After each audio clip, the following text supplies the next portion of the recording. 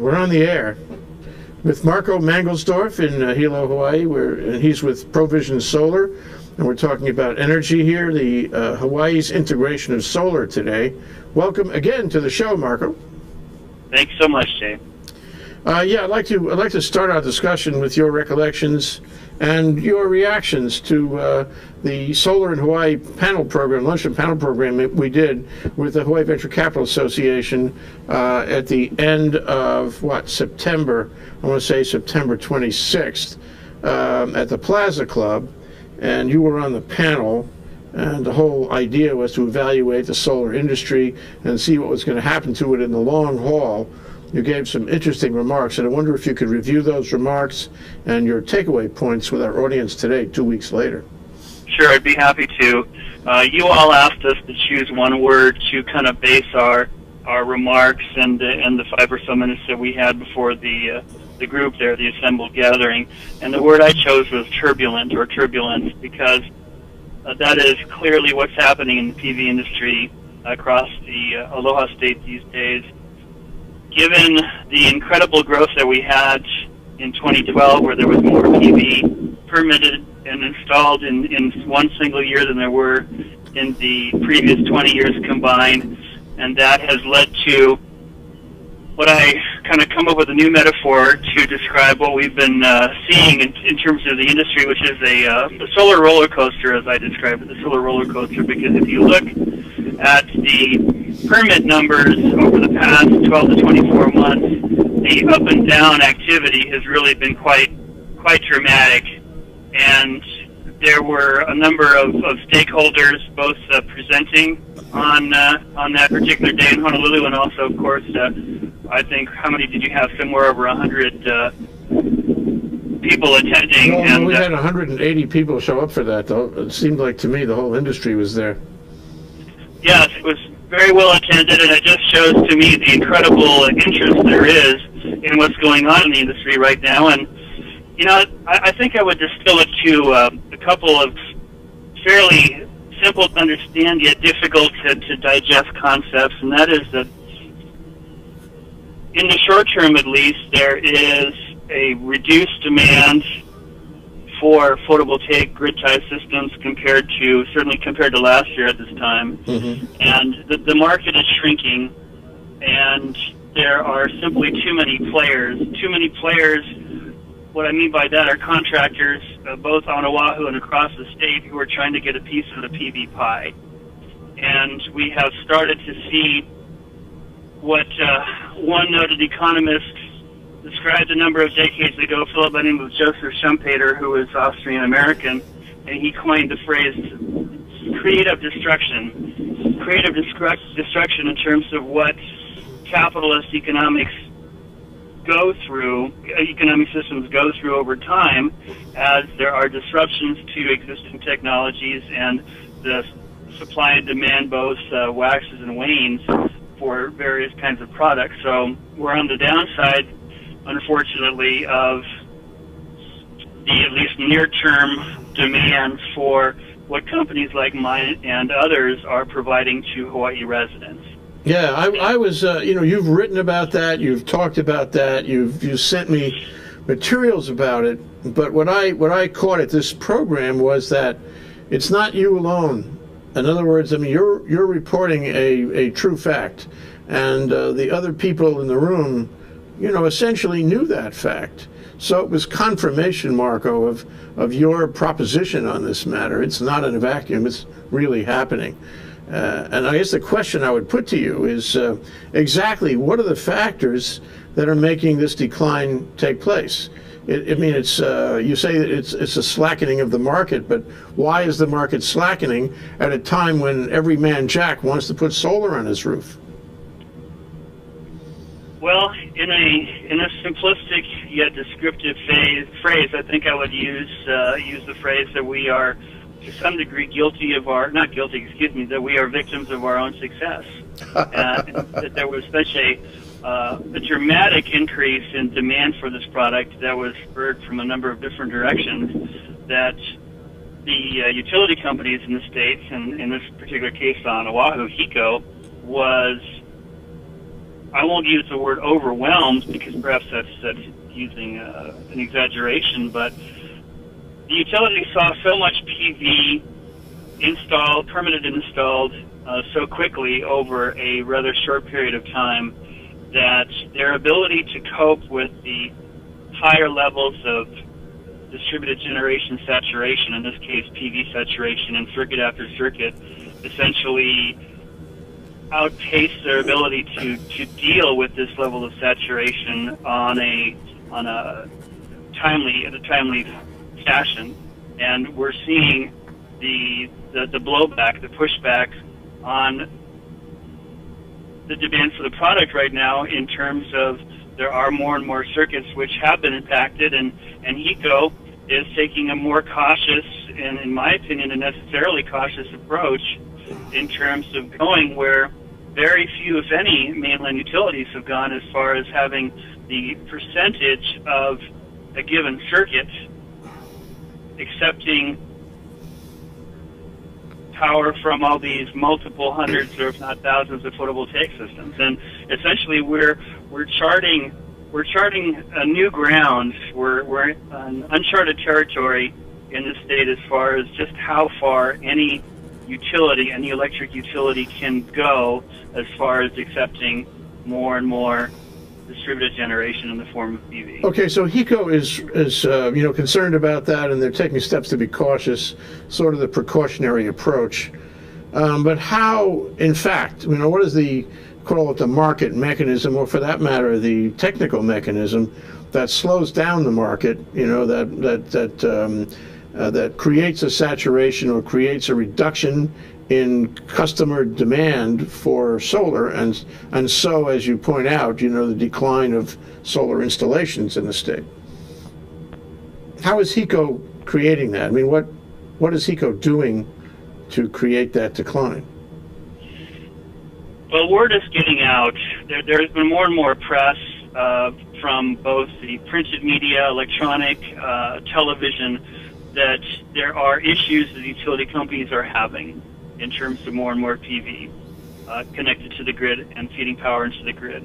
And as that information diffuses across the public, that most likely is creating more of an uncertainty in terms of, gee, is this something that if I go ahead and commit to purchasing or acquiring a 20,000 or 40,000 or more thousand photovoltaic system, will I be able to, with 100% confidence, connect, in fact, to the grid? Because if you cannot connect to the grid, if for some reason there's going to be a study needed that will take X number of tens of thousands of dollars and it may take 6 months, 12 months, or longer, then that puts an unacceptable level of doubt in the minds of more and more homeowners as far as, well, I don't want to go down this road if when all is said and done, I cannot have my system connected to the utility, which in fact renders that purchase of zero value. Well, it sounds like that's nearly all of the buyers. There's very few people that opt to go off the grid.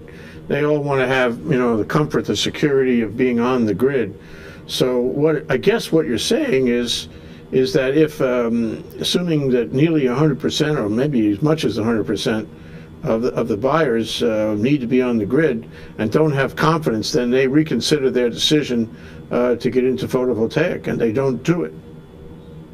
That's right, and as I mentioned, there are stories, more and more stories coming out in the press where you have a homeowner who has committed and has actually a system installed on their roof and ready to operate, and are in some kind of limbo land as to when and if they're going to be able to go online and actually connect to the grid and start generating some value from their purchase or their investment. So what do? They stop short?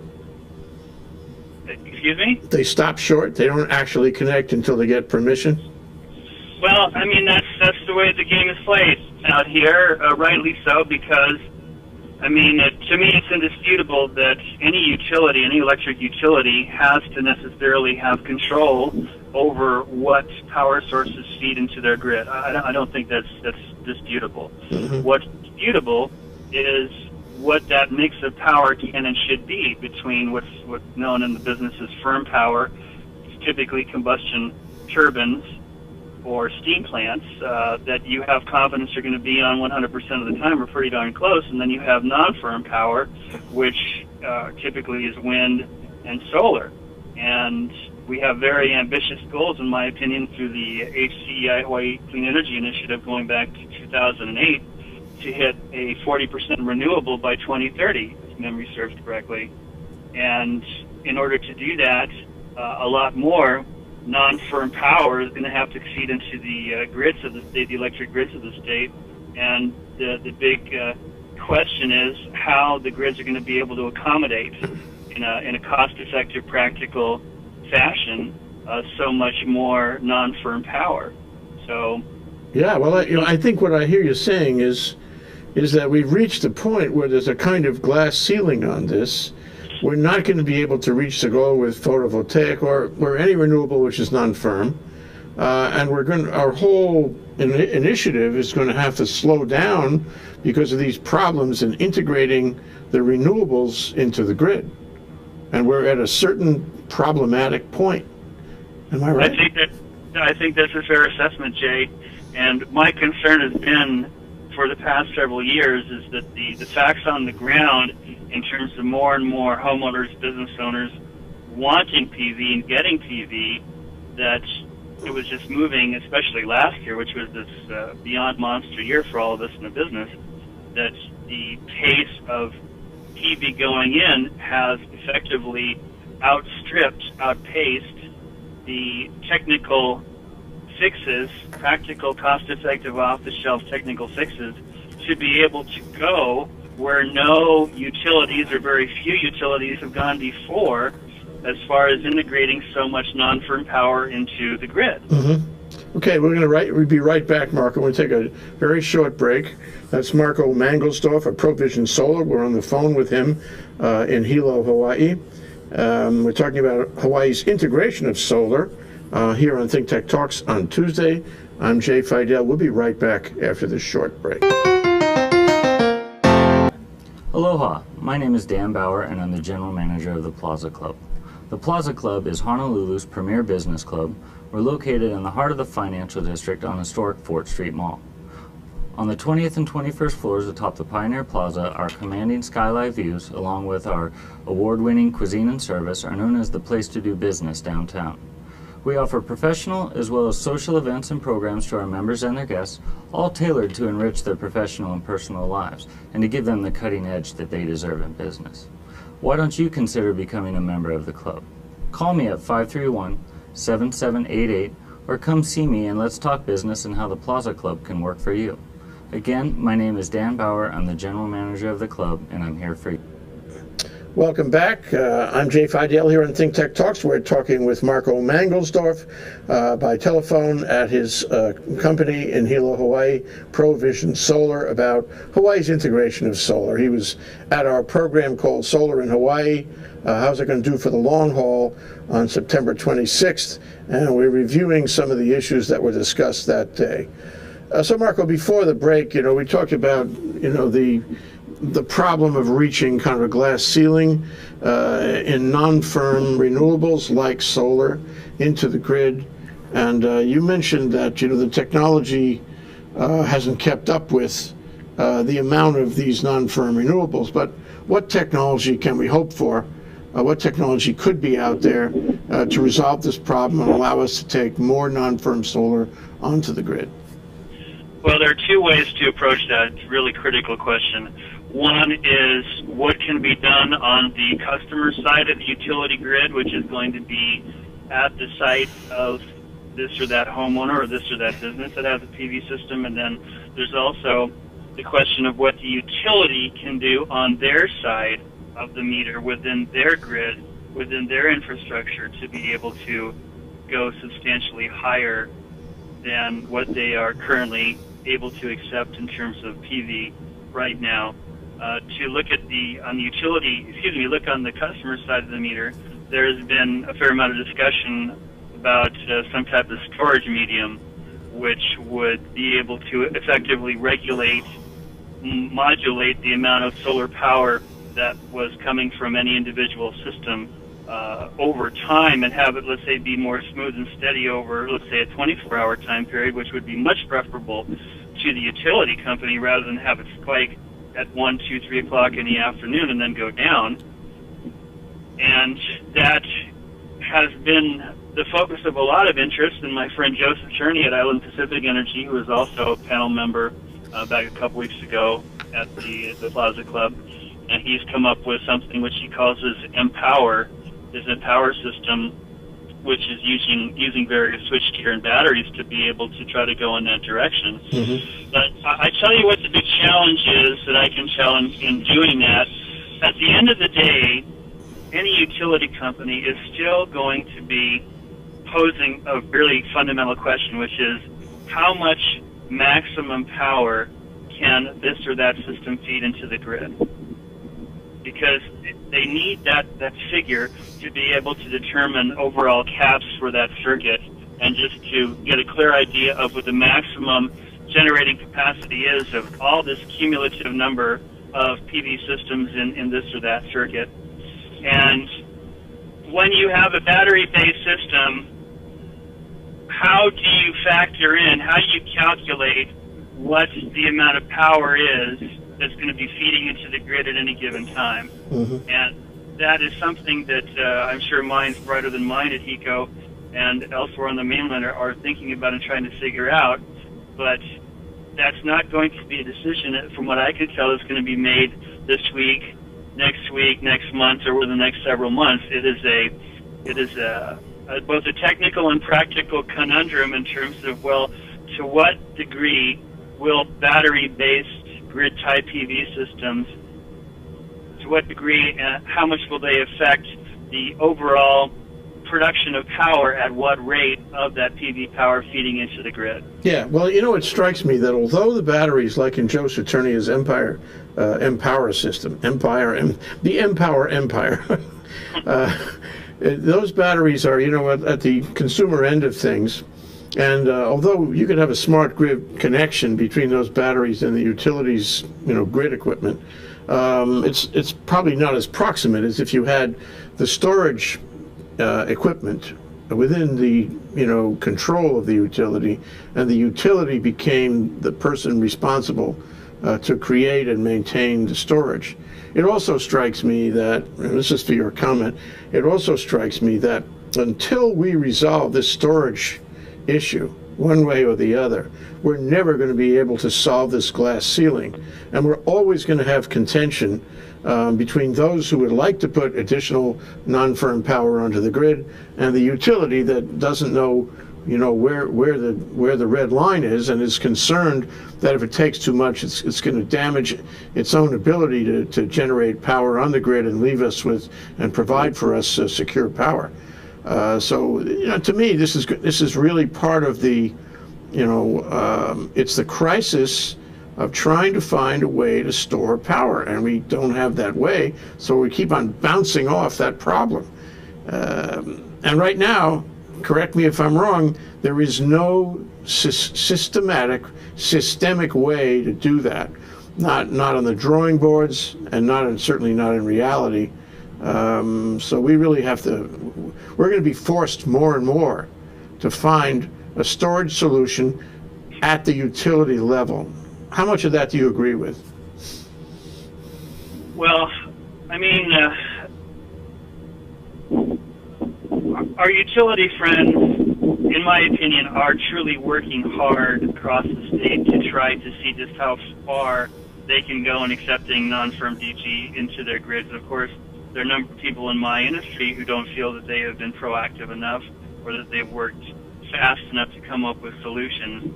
And that, of course, is a debate that many people can have. And at the end of the day, there may or may not be much consensus on that. Well, I've heard it said, Marco, I've heard it said a number of times that the smart grid by itself, as an intelligent, you know, highly communicating grid, will be able to ameliorate this problem. I mean, is that what is going on, that we're building a smart grid that in and of itself, by reason of the allocation of power and resources, you know, around the grid, that itself will solve the problem? Well, I have to respectfully disagree on that, Jay, and I'll tell you, I have a pet peeve with that two-word phrase, smart grid, because if you get 20 people in a room who claim they know something about what a smart grid is or what it should do, you may or may not get a whole lot of consensus. But to me, that's more kind of a buzzword or buzz phrase that in today's reality doesn't really correspond to a hard and fast reality. Now, in principle, we can speculate as to what a smart grid would look like. It would be a lot less one directional in terms of power flow, and you would have power flowing in a more back and forth bidirectional way.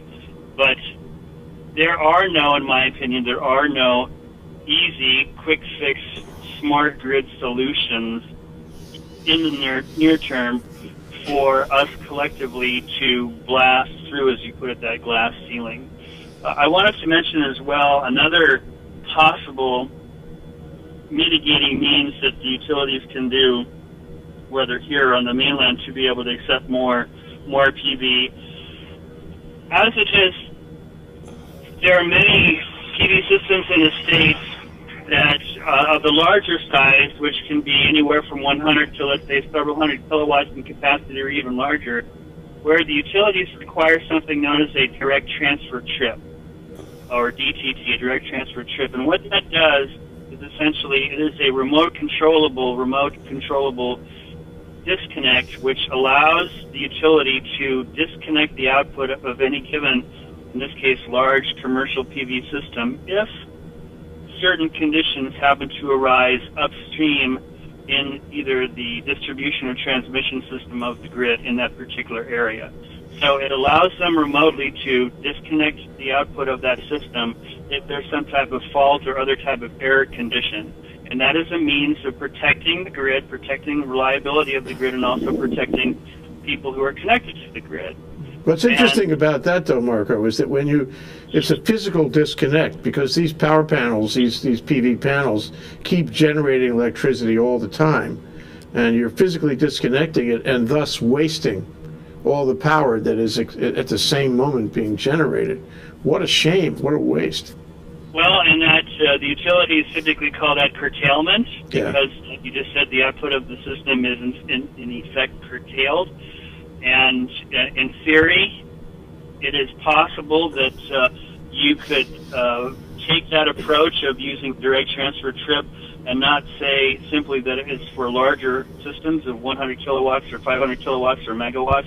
You could also downsize it to the 10 kilowatt or under range Sure. for much smaller systems, which, look, I mean, no one who invests in a photovoltaic system could possibly be pleased with the idea, in theory, that their system could be turned off and production that could be made is essentially wasted because their system is turned off. No one would, of course, be pleased about that. However, if in the short term that is one of the ways, practically, and with the equipment available off the shelf, if that's one of the ways to go far beyond the current levels of penetration, then, you know, we don't live in a perfect world. There are typically not perfect options. If this is the best, most available, cost-effective option available to us in the industry and to homeowners,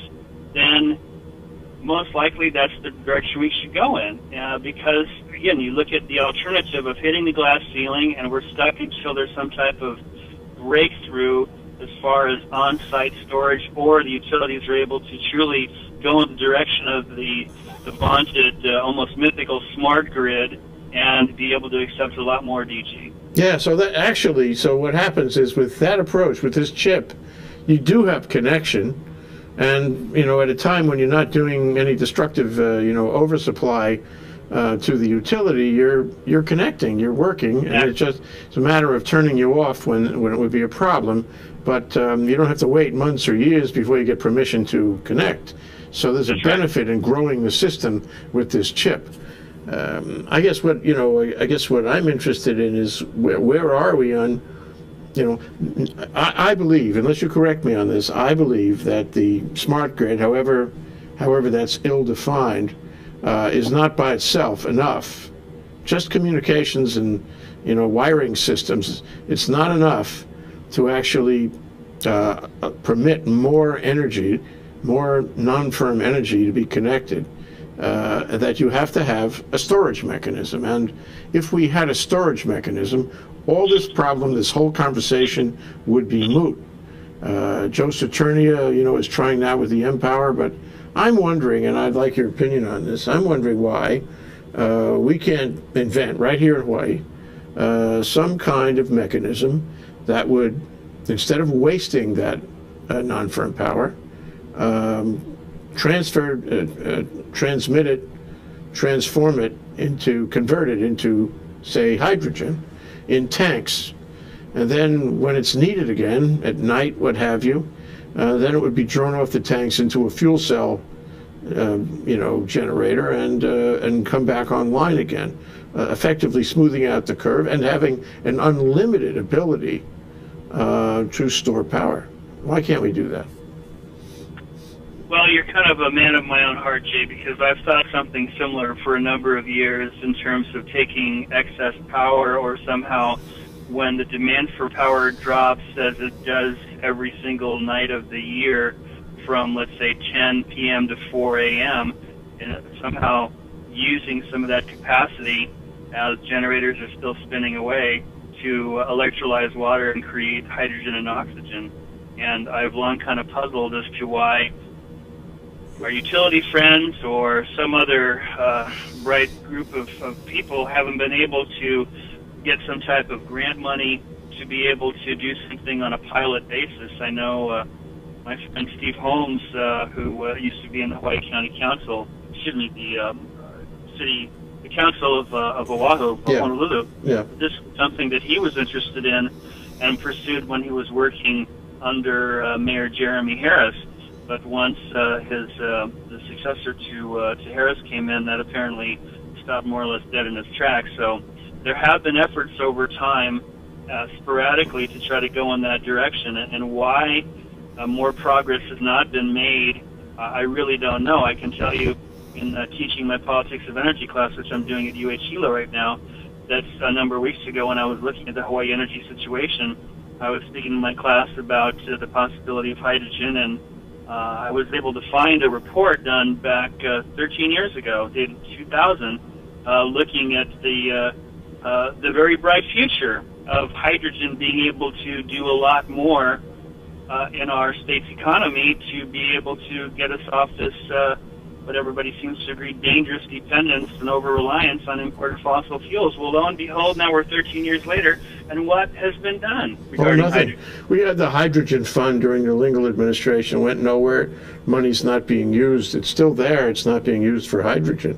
And I think what's an interesting, kind of obstacle for hydrogen development is that there are no hydrogen cars.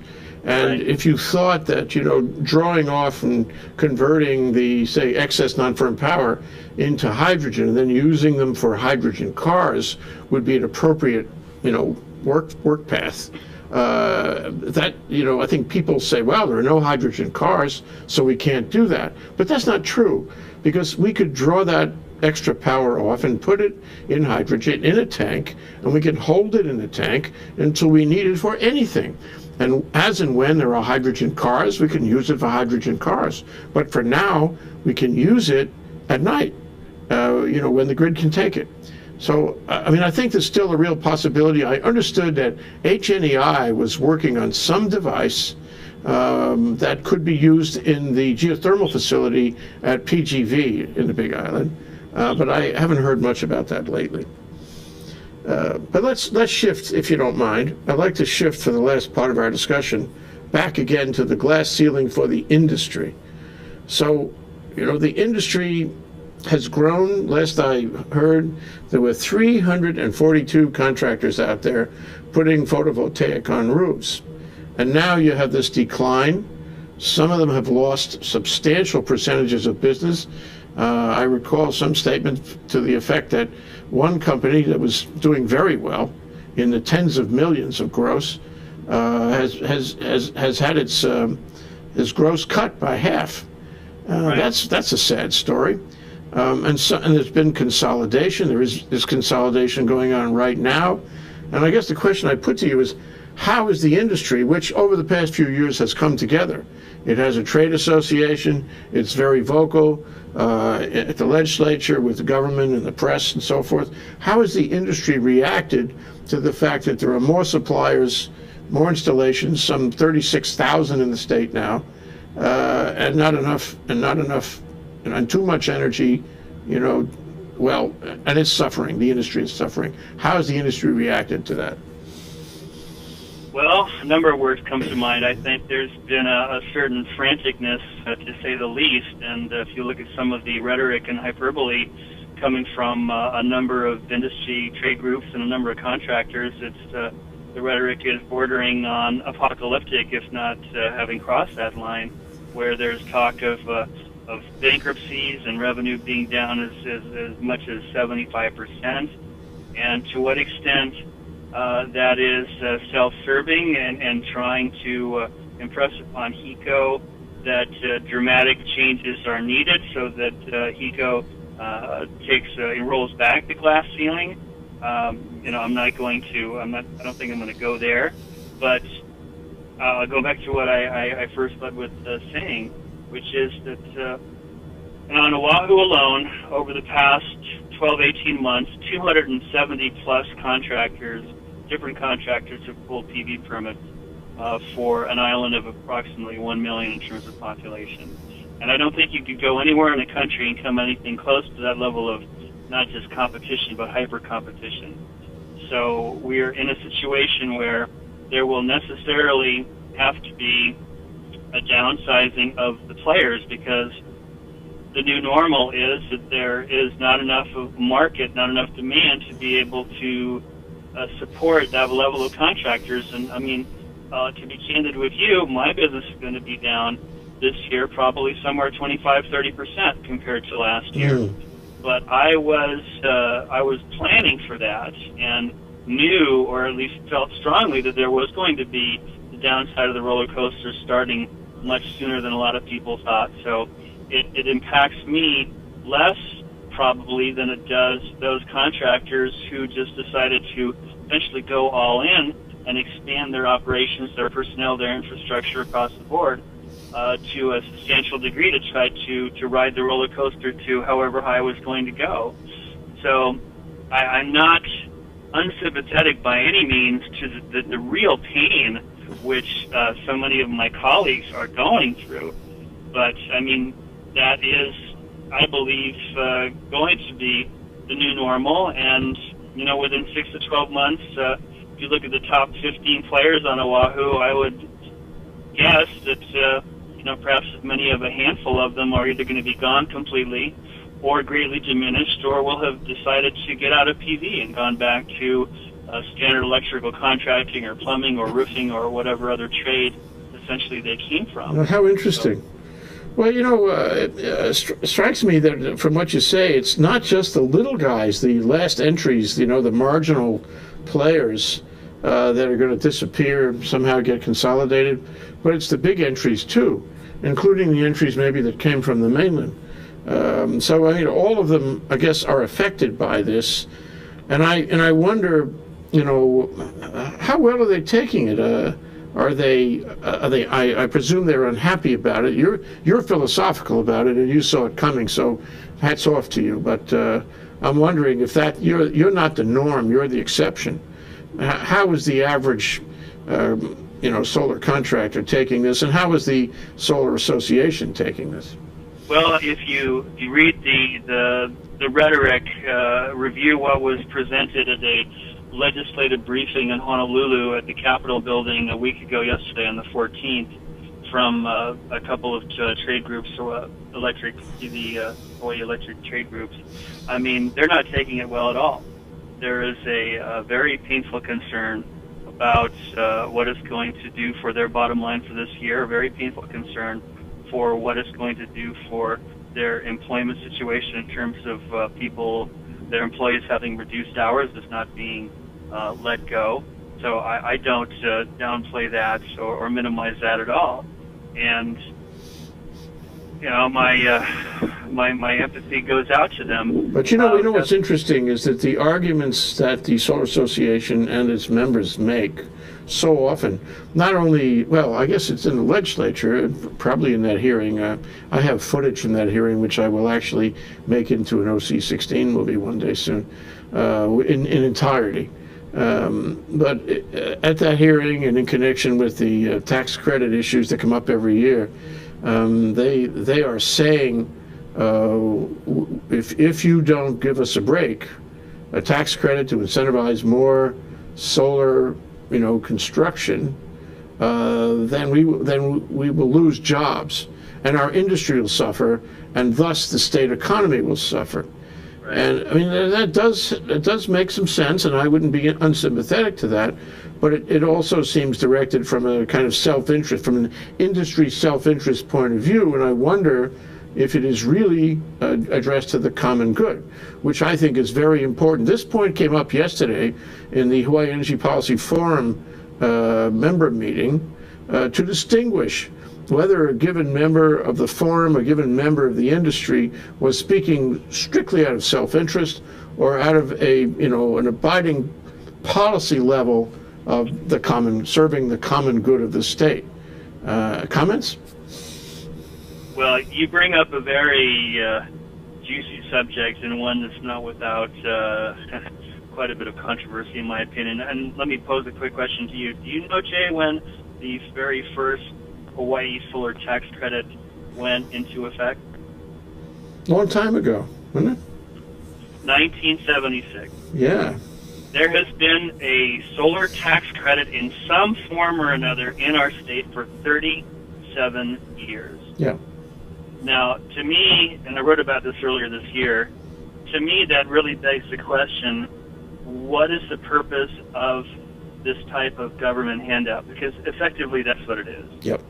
Is it designed, or should it be designed to essentially allow for an economy of scale, reduction in price, and mass adoption that allows this or that industry to stand up on its own 2 feet?